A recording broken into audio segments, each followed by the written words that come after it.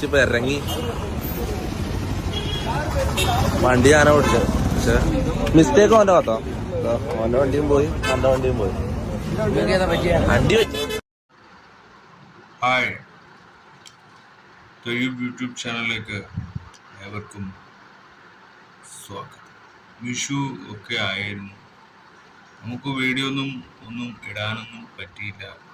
ചില അസുഖ കാരണങ്ങൾ, പല്ലുവേദന, അങ്ങനെയുള്ള നമ്മുടേതായ പടങ്ങൾ കാണാൻ പോകാൻ പറ്റിയില്ല. അങ്ങനെ പല പ്രശ്നങ്ങളും നമ്മൾ ഫേസ് ചെയ്യുന്നുണ്ട്. ഹ്യൂമൻ ആണ്. അപ്പോൾ എല്ലാ സമയവും ചെയ്തു കൊള്ളാം എന്നൊന്നും ഉറപ്പ് ആർക്കും കൊടുക്കാൻ പറ്റില്ല.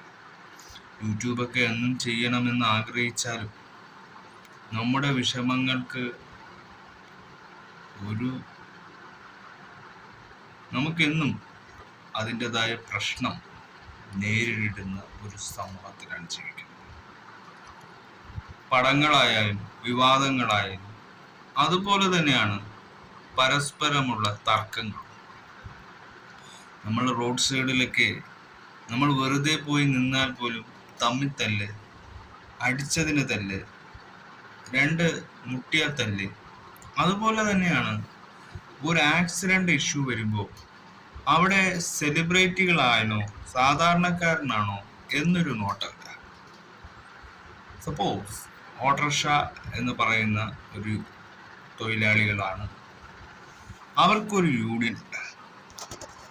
അങ്ങനെ ആ യൂണിയൻ ഉപയോഗിച്ച് അവർ എന്നും ബലഹരന്മാരാണ്. അതായത് ഇന്ന് ഓട്ടോറിക്ഷക്കാർ എന്ന് പറഞ്ഞാൽ ഒരു സാധാ തൊഴിലാളികൾ മാത്രമല്ല, അവർ ഒരു യൂണിയൻ പ്രവർത്തിക്കുന്ന സംഘങ്ങളും കൂടിയാണ്.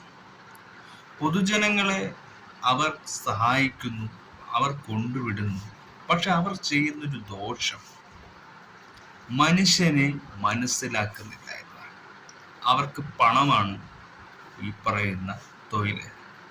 പക്ഷെ അത് മാത്രം കണ്ടുകൊണ്ട് ഒരു വ്യക്തി അവരുടെ ട്രിപ്പിൽ, അവരുടെ ഓട്ടോയിൽ കയറുന്ന വ്യക്തിക്ക് അവനെങ്ങനെ വിശ്വസിച്ചു പോകാൻ പറ്റും? ഇപ്പൊ തൊപ്പി എന്ന് പറയുന്ന ഒരു സാധാ യൂട്യൂബുകാരൻ, നമ്മളും യൂട്യൂബുകാരനാണ്. ഞാൻ പണ്ടൊക്കെ ഓട്ടോ പോകുന്നുണ്ട്. ഇപ്പൊ കൂട്ടോയിലൊന്നും നമ്മൾ പോകുന്നില്ല. കാരണം ഓട്ടോക്കാരെ വെറുത്തുപോയി എന്നത് ഞാനൊരു ഓട്ടോക്കാരനായപ്പോഴാണ്.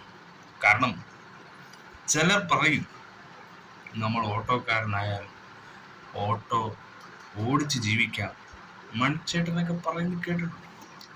പക്ഷെ ജീവിതത്തിൽ എനിക്ക് ഓട്ടോ ഓടിക്കാൻ പറ്റില്ല എന്ന് പോലും ഞാൻ ഇന്നൊരു തൊഴിൽ ചെയ്യാൻ ആഗ്രഹിക്കുന്നവരാണ്. പക്ഷെ ആ തൊഴിലിൽ നമ്മളെ എതിർക്കുന്നവരാണ് ഈ ഓട്ടോ തൊഴിലാളികൾ. അതുപോലെ തന്നെയാണ് ഒരു സംഘർഷണം ഉണ്ടാകും.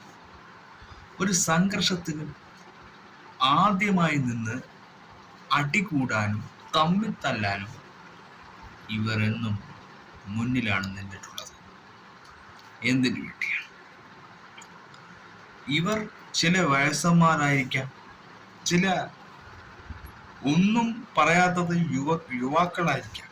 പക്ഷെ ഇതിൻ്റെയൊക്കെ മുന്നിൽ നിൽക്കുന്നത് ചേട്ടന്മാരും ഈ മുതിർന്ന് തല പൊക്കന് നിന്ന് ഗുണ്ടായിസത്തിന്റെ അപ്പുറത്തേക്ക് പോകുന്ന സ്വാധീനമാണ് ഇവർ യൂണിയനിൽ നിന്നുണ്ടാക്കിയെടുക്കുന്നത്.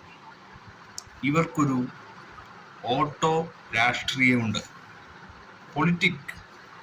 അപ്പോൾ ഒരു സാധാരണക്കാരെ എങ്ങനെ മാർക്കറ്റ് ചെയ്യാം, അവരിൽ നിന്ന് ഇങ്ങനെ പണം ഈടാവാക്കാം, അവരിൽ നിന്ന് തന്നെ അവരെ എങ്ങനെ പ്രൊവോക്ക് ചെയ്യാമെന്നൊക്കെ ഇവർ ചിന്തിക്കുന്നു. നമുക്കിപ്പോൾ അതല്ല കേസ്. നമുക്ക് കുറച്ച് കാര്യങ്ങളിലേക്ക് പോയിട്ട് നമുക്ക് തിരിക്കാം. തൊപ്പി ഒരു യൂട്യൂബറാണ്, ഒരു ലൈവ് ഇടുന്ന സ്ട്രീമറാണ്. അപ്പോൾ അദ്ദേഹത്തിന് പറ്റിയ ഒരു ഇൻസിഡൻസിന് അവർ ചെയ്ത് കാണിക്കാൻ പോകുന്ന കാര്യങ്ങളാണ് ഇനി നമ്മൾ അങ്ങോട്ട് കേൾക്കാൻ പോകുന്നത്. തൊപ്പിയുടെ വണ്ടി ആക്സിഡൻ്റായി, അതാണ് കണ്ടന്റ്.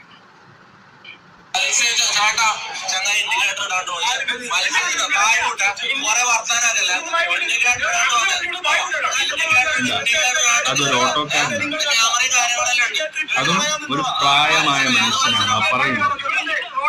വായു കൂട്ടാം, ഇൻഡിക്കേറ്റർ ഇടില്ല, മത്സരം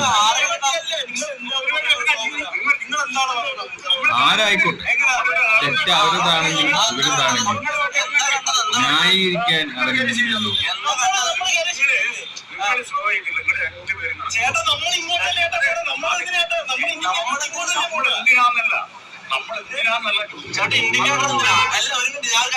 ഞാൻ ചോദിക്കുന്ന ചോദ്യം മാത്രമേ ഉത്തരവില്ല കൊടുക്കാൻ പാടുള്ളൂ.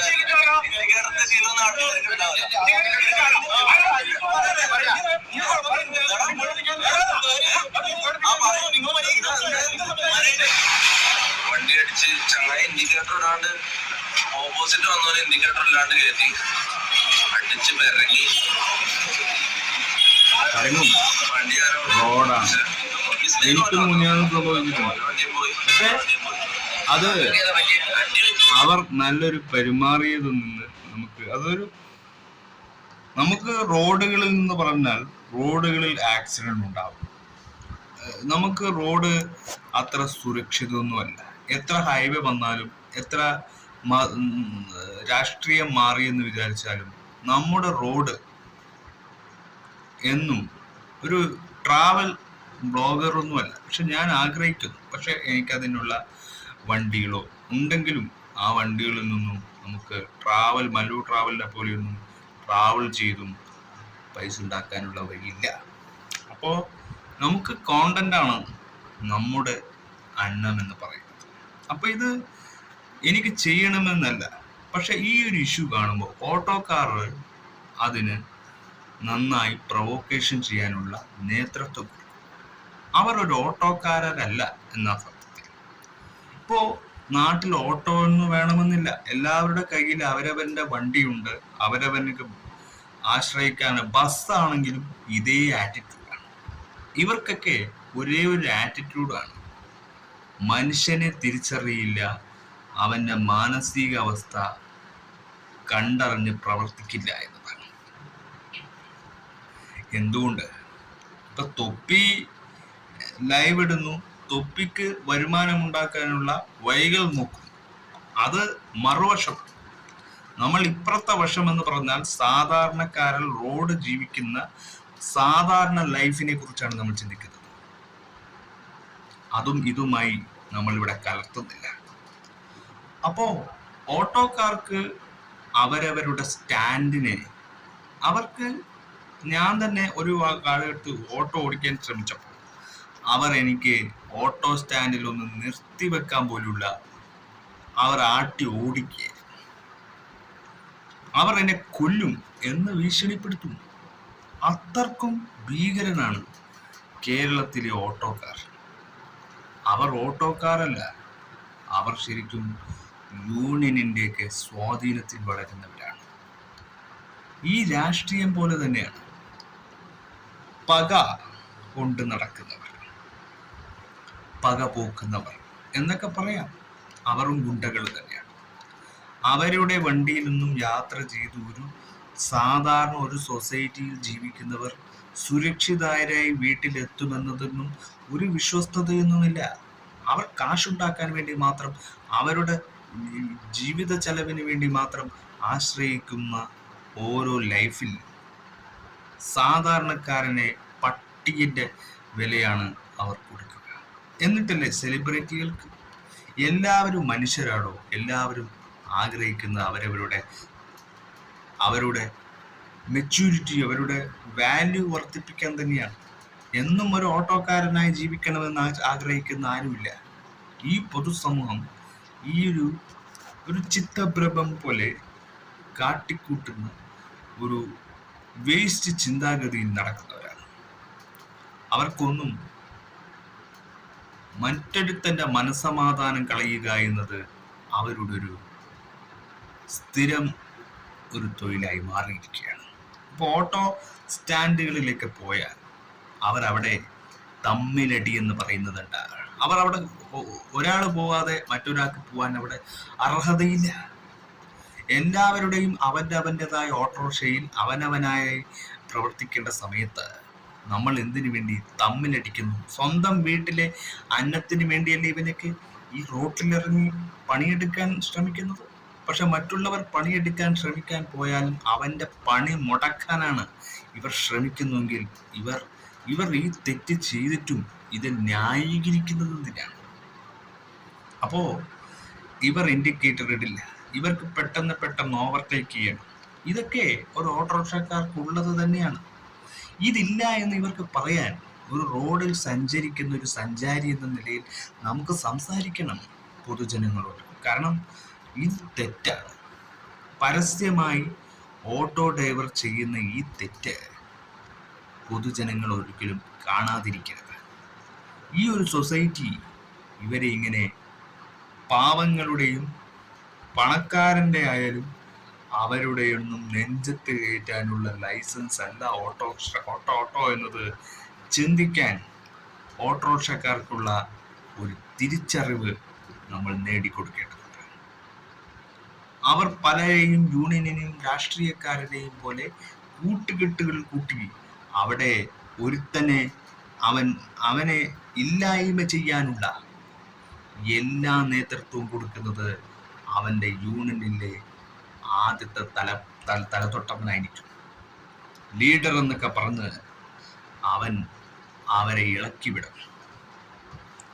എന്നെ പോലെയുള്ളവർക്കും അതുപോലുള്ള സിറ്റുവേഷൻ ഉണ്ടായിട്ടുണ്ട്. കാരണം അവർ അങ്ങനെ ഗുണ്ടകളെ പോലെ വളർത്തുന്ന ഒരു വ്യവസായമായി മാറിപ്പോയി ഓട്ടോ എന്ന് പറയുന്നവർ. ഞാൻ ഉപേക്ഷിച്ചു. എന്തിന്?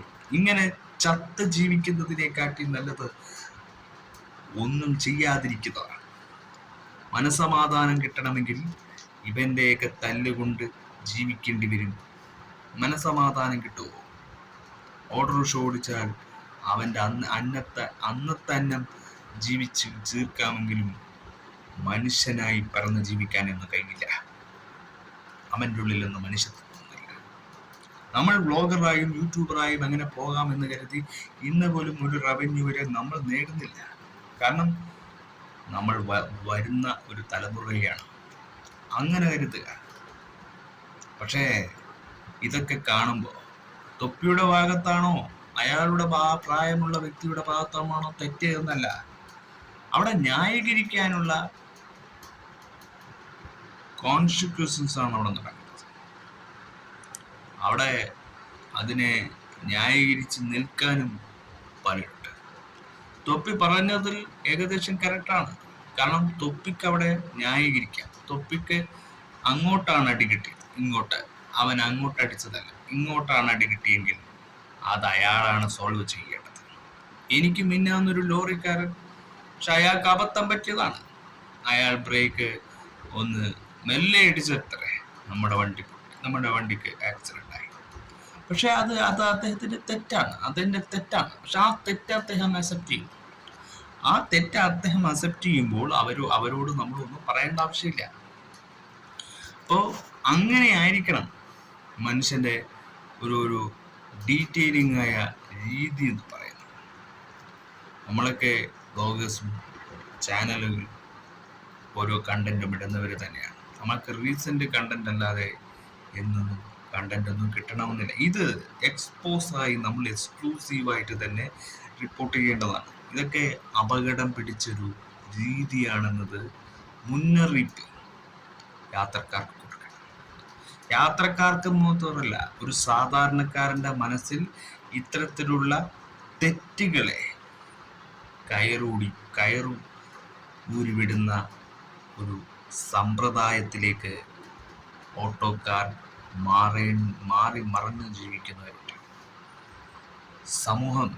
സമുദായം, കേരളം ശ്രദ്ധിക്കേണ്ട പാഠം തന്നെയാണ്. എത്ര പറഞ്ഞാലും ഇവർ അനുസരിക്കണമെന്നില്ല. ഇവർക്ക് യൂണിയനുണ്ട്, ഇവർക്ക് ശക്തിയുണ്ട്, ഇവർക്ക് പവറുണ്ട്. ഈ പവർ ഉപയോഗിച്ച് ഇവർ എല്ലാ ന്യായീകരണത്തിനും ഒരടിസ്ഥാന വാക്കുണ്ടാവും. നമ്മൾ ഓട്ടോക്കാരാണ്, തെറ്റാണ് അവർ പ്രവർത്തിക്കുന്നത്. പൊതുജനങ്ങൾക്ക് ഒരു വിലയും കൊടുക്കാതെ അവരുടെ പണത്തെ ആശ്രയിച്ച് കയ്യിലുള്ള പണം കിട്ടാനുള്ള ആ ഒരു മിനിറ്റിനെയാണ് അവരവരുടെ സഹായം എന്ന രംഗത്ത് നോ ഹെൽപ്പ്. അവർ നാളെ നിങ്ങൾ എന്തെങ്കിലും അവർക്ക് ഒരു ഉപകാരമല്ല, അവർക്ക് ഒരു ഓട്ടോക്കാരനായി നിങ്ങൾ പോയ നിങ്ങൾക്ക് തിരിച്ചറിയാൻ പറ്റും അവിടെ സ്റ്റാൻഡുകളിൽ നടക്കുന്ന തർക്കങ്ങൾ. ഓരോ സ്റ്റാൻഡും ആർക്കും തീരെഴുതി തന്നിട്ടൊന്നുമില്ല. ഏതവനും എങ്ങനെയും നമുക്ക് വണ്ടി ഓടിക്കാമെന്നുള്ള എല്ലാം ഉണ്ട്. പക്ഷെ ഈ ഓട്ടോക്കാർക്ക് മാത്രം കുറച്ച് കൂടുതൽ ലൈസൻസ് കിട്ടിയതാണെന്ന് തോന്നുന്നു. റോഡും സ്റ്റാൻഡും ഒക്കെ അവരുടെ തറവാട് സ്വത്ത് പോലെ അവരിങ്ങനെ വിളമ്പിക്കൊണ്ടേയിരിക്കും. പരദൂഷണത്തിന്റെ വേറൊരു സർക്കാസ്മികമായ കാര്യങ്ങളിലേക്ക് അവർ എത്തിക്കും. എന്തിനു വേണ്ടിയാണ്? അതുകൊണ്ട് തന്നെയാണ് ഇവിടെ സിനിമ കാണുന്നതും മറ്റുള്ളവരുമാണ് മോശക്കാർ. അല്ലാതെ ഇവരെ പോലത്തെ റൗഡികളെ പോലെ ഗുണ്ടകളെ പോലെ ചിന്തിക്കുന്നവർ നല്ലവരാണ്. നോ നോ അവരെ അങ്ങനെ വിട്ടയക്കാൻ പാടില്ല. അവരെ അങ്ങനെ കയറുകൂടി വിടരുത്. ഇപ്പൊ ഈ കിളവന്, ഈ പറയുന്ന ഈ താത്തക്ക്, ഈ വയസ്സുള്ള വ്യക്തിക്ക് അഹങ്കാരമാണ്. എന്തിന്റെ അഹങ്കാരം? ഓട്ടോക്കാരന്റെ അഹങ്കാരം.